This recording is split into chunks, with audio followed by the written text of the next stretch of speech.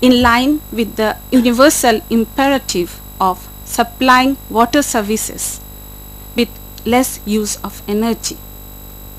Rehabilitation of water bodies is also in line with the concept of decentralization. Coming over to water pricing, Singapore in the region is a very good example of water pricing. They have different tariffs for different blocks. They do not have lifeline tariffs and penalty tariffs. Households using more than 40 cubic meter of water per month have to pay penalty. They maintain right balances between water quantity and water quality, water supply and demand management, public sector and private sector participation, efficiency and equity considerations, strategic national interest and economic efficiency, strengthening internal capacities and reliance on external sources.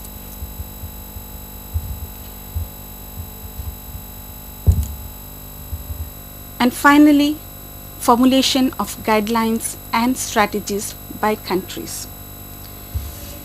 The policy guidelines that has been initiated under the project is get the right pricing system, reduce distance, that is decentralized approach, educate people towards sustainable consumption, industrial policy for infant water industry which provide subsidies and create new jobs in the water sector, develop new technology and design which are eco-efficient, a valued partnership between the stakeholders. A fine example in this case is the public-private partnership in Southeast Queensland Healthy Waterways. This is a special collaboration between government, industry, researchers and community. They have been working towards understanding, planning for and managing the use of waterways and catchments. It includes government agencies, local governments, universities, major industries, catchment, environment and community group. A common vision is our waterways and catchments will by 2026 be a healthy ecosystem supporting the livelihoods and lifestyles of residents and visitors and will be managed through collaboration between community, government and industry. They have clear targets and committed actions to reduce the nutrient loads to the catchments. It is a multifunctional infrastructure providing drinking water to increasing population while decreasing point source nutrient loads.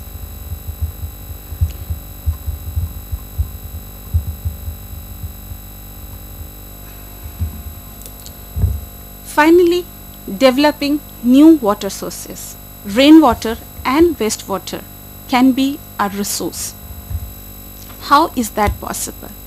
Let's take up the case of Suwon City.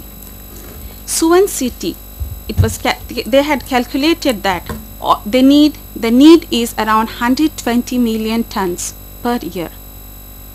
The supply from groundwater, local water supply and grey water ranges to around 10% and external supply is 89%, whereas the received rainfall is around 160 million tons a year.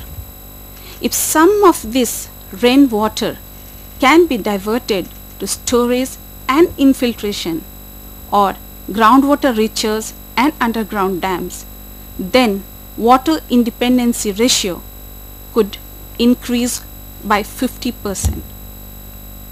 There is the case in Star City, Korea, which is situated in Seoul, with a total area of around 62,000 square meters. Here, the rainwater is used for flood control, for water savings and for emergency. Data shows that they use around 67% of the rainfall, which reduces the load on potable water by more than 50 to 50%. Everyone is happy because there is no water scarcity. What is done here is the rainwater from the roof, from the terrace, is collected in 3 underground tanks, each around 1000 tons. First is for flood prevention, so during rainy season this is kept empty. Second is for water savings. Third is for emergency conditions like firefighting. The water is used for swimming pools and landscaping, public toilet, and this can be reused also. Coming to some of the key developments in the project. Guidelines, framework for river restoration in Vietnam, where they have emphasized on multi-objective river restoration basing on local culture and river history. They plan to bring man nearer to water, nearer to river, as in the case of ABC program in Singapore, that is the Active, Beautiful and Clean program. There are guidelines on eco-efficiency already developed under the project. In water infrastructure for public buildings in Malaysia, they have recommended features for urinals, toilets, fixtures, and also they have integrated stormwater management features in the building. Besides, there is the framework and action plans for river rehabilitation of small streams in Indonesia.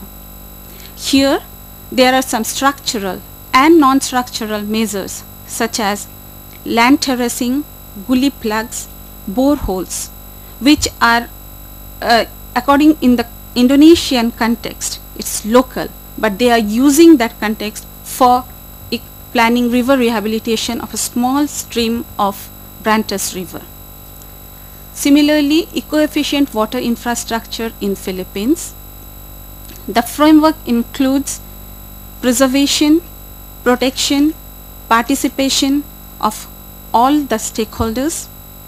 We have similar strategies in the process of development for Philippines, Nepal, Indonesia.